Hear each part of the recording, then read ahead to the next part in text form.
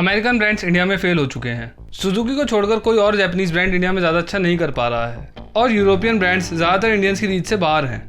लेकिन अगर मैं इंडियन ब्रांड्स को हटा दूं तो इंडिया में इन दो कोरियन ब्रांड्स का अलग ही दबदबा है। खैर किया तो इंडिया में बहुत नहीं है, लेकिन hyundai इंडिया में जब से आई है तब से ऑलमोस्ट टॉप पोजीशंस पर रहती है। और ऐसा इसलिए है क्योंकि इंडिया में ऐसा कोई दूसरा ब्रांड नहीं है जिसके पास हर सेगमेंट का प्रोडक्ट हो और जिनके इंटीरियर्स, इंजन्स, लुक्स और बिल्ड या तो कंपटीशन से अच्छी है या कंपटीशन को कड़ी टक्कर देती है। यानी कि अगर हम इनकी खराब सेफ्टी रेटिंग्स को ना देखें तो इन दोनों कोरियन ब्रांड्स के अंदर कोई भी कमी नहीं दिखाई देती है। इंटरनेशनली भी देखें तो hyundai इंडिया जैसे प्राइस सेंसिटिव मार्केट और अमेरिका जैसे मैच्योर मार्केट दोनों में एक साथ लीडिंग पोजीशंस पर है।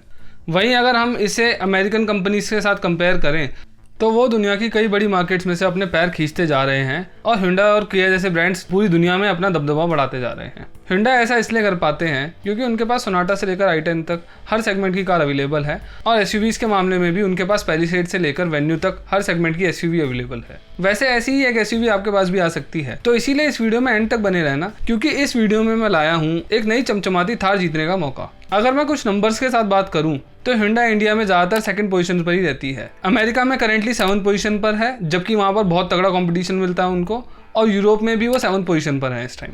इंडिया में hyundai का नाम सुनते ही एक ऑलमोस्ट फ्लॉलेस कार मेकर की इमेज सामने आती है, पर हम इंडियंस ये नहीं जानते कि hyundai को अर्ली 90s तक भी वर्ल्ड में चीप कार मेकर की तरीके से जाना जाता था। और ऐसा इसलिए क्योंकि उनकी क्वालिटी बहुत ही ज़्यादा ख़राब थी और क्वालिटी ज़्यादा अच्छी ना होने के पीछे ये कारण था कि ये ब्रांड बहुत ही ज़्यादा नया था। एक्चुअली देखा जाए तो hyundai हमारे देश की टाटा और महिंद्रा से भी थोड़ी सी नई कंपनी है। hyundai की इतनी फास्ट सक्सेस के पीछे ये 3 पॉइंट्स हैं और इसीलिए हम इस वीडियो में समझेंगे कि कैसे hyundai ने टोयोटा की लीन प्रोडक्शन सिस्टम के पैरेलल अपना एक अलग प्रोडक्शन सिस्टम बनाया, जिसकी वजह से वो आज अलग अलग रिलायबिलिटी सर्वेज में जापानीज मैन्युफैक्चरर के बराबर और कई बार उनसे ऊपर भी आते हैं। कैसे hyundai की मार्केट स्टडी इतनी अच्छी है कि वो कभी भी अपने डिज़ाइंस और फीचर्स को पर्टिकुलर कंट्री के टेस्ट के हिसाब से अपडेट करने में टाइम नहीं लगाते हैं, और कैसे कोरियंस का नेशनलिज्म और उनकी सरकार की पॉलिसी दूसरे देशों की कार कंपनीज को कोरिया में काम ही नहीं करने देती हैं, जिसकी वजह से hyundai कोरिया में अकेले 40% मार्केट शेयर लेकर बैठे हैं। मिस्टर चंग जू यंग ने hyundai को 1947 में एक इंजीनियरिंग और कंस्ट्रक्शन कंपनी के तौर पर चालू करा था, लेकिन hyundai मोटर्स की शुरुआत 1967 में हुई थी और 1968 में उन्होंने अपनी पहली कार लॉन्च कर दी थी जिसका नाम था कॉर्टिना।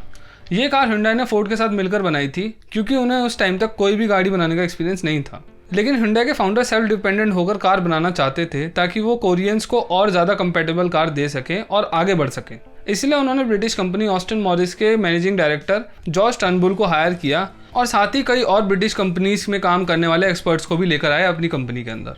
और 1976 में उन्होंने पहली बार बिना किसी कंपनी के अलायंस के साथ कार लॉन्च करी जिसका नाम था पोनी। इस कार को ब्रिटिश इंजीनियर्स ने डेवलप करा था और इस गाड़ी को इटालियन डिज़ाइनर जॉर्जियो जियोजारो ने डिज़ाइन करा था और इसमें एक मित्सुबिशी का इंजन इस्तेमाल किया गया था। ये कार साउथ कोरिया में हिट साबित हुई और कंपनी बस साउथ कोरिया तक ही रुकने वाली नहीं थी। इसी कार को दुनिया के कई और देशों में भी एक्सपोर्ट किया जाने लगा, जिसकी शुरुआत उन्होंने छोटे साउथ अमेरिकन देश इक्वाडोर से की और फिर वो साउथ अमेरिका के बाकी देशों में भी पहुंच गई। फिर ये कार यूरोप में पहुंची और फिर कनाडा में भी पहुंच गई। hyundai की पोनी कनाडा में कुछ समय के लिए बेस्ट सेलिंग कार भी रही, लेकिन ऐसा होने का रीज़न ये था कि hyundai ने अपनी कार बहुत ही सस्ते दामों में लॉन्च करी थी। hyundai ने इमर्जिंग और मैच्योर मार्केट दोनों में जगह बनाने के लिए अपनी गाड़ियों के प्राइजेस जापानीज कार से भी कम रखे थे जो ऑलरेडी इकोनॉमिकल थी काफ़ी। hyundai की कार सस्ते होने की वजह से बिक तो रही थी, लेकिन उनकी बिल्ड क्वालिटी और रिलायबिलिटी क्वेश्चनेबल थी और अर्ली 90s तक उन्हें सस्ती और अनरिलायबल कार की तरीके से देखा जाने लगा था। एक अर्ली 90s था और एक आज का टाइम है। आज कोई भी hyundai की क्वालिटी को ख़राब नहीं बता सकता है, और अगर हम प्राइजेस की बात भी कर लें तो ये गाड़ियाँ किसी भी एंगल से सस्ती नहीं रही हैं। hyundai ऐसा करने में कामयाब इसलिए हो पाए क्योंकि उनकी रिलायबिलिटी बहुत अच्छी थी, डिज़ाइंस अच्छे थे और कोरियंस का बहुत ही तगड़ा सपोर्ट था उन्हें। लेकिन जैसे hyundai ने इंडियन मार्केट में लॉन्च होते ही सेंट्रो के साथ पूरी इंडियन मार्केट जीत ली थी, आप भी उसी तरह महिंद्रा की थार जीत सकते हो। और मैं कोई हवाई बातें नहीं कर रहा हूँ, इसके लिए आप ये प्रूफ भी देख सकते हैं। यह मिस्टर चेतन कुमार गोवा से जिन्होंने महिंद्रा की थार जीती है और इसे आप भी जीत सकते हो।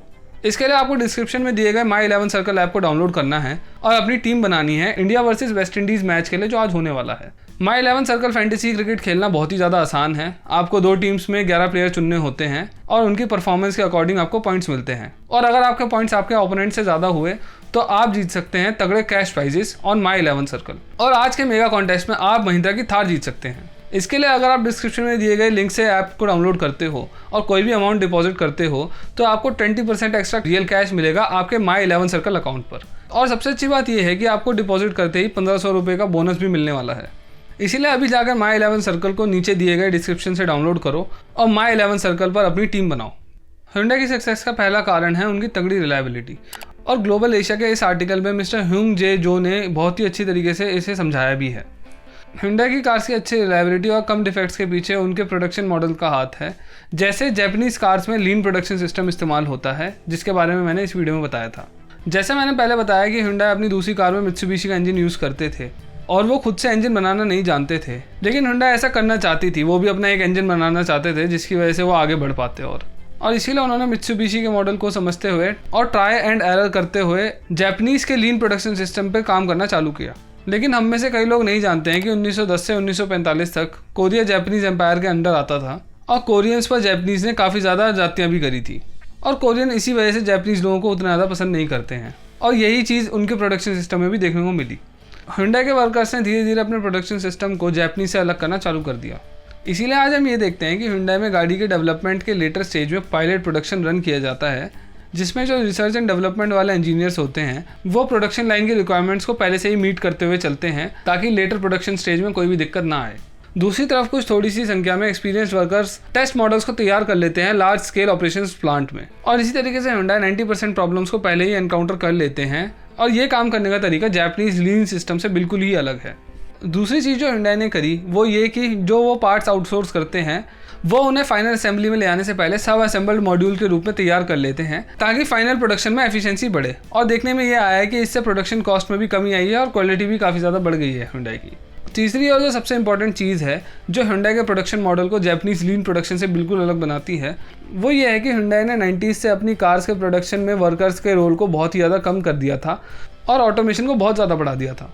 Hyundai में जो मेन असेंबली पर काम करने वाले लोग होते हैं उनको काफ़ी सिंपल टास्क दिए जाते हैं और उनकी संख्या भी काफ़ी कम होती है, और जो Hyundai के मेन वर्कर्स होते हैं उनको ऑटोमेटेड मशीन्स के ऑपरेशंस को देखने की और उनको मेंटेन करने की जिम्मेदारी होती है। अब आजकल तो ये कोई बड़ी बात नहीं है क्योंकि ऑटोमेशन अब एक स्टैंडर्ड नॉर्म बन चुका है, लेकिन Hyundai ऐसा करने वाले इनिशियल प्लेयर्स में से है। और अगर हम इसे टोयोटा के लीन प्रोडक्शन से कंपेयर करें तो टोयोटा में वर्कर्स की ट्रेनिंग पर बहुत ही ज़्यादा ध्यान दिया जाता है और प्रोडक्शन लाइन पर काम करने वाले वर्कर्स काफ़ी सारी चीज़ें अपने आप ही ठीक करना भी जानते हैं।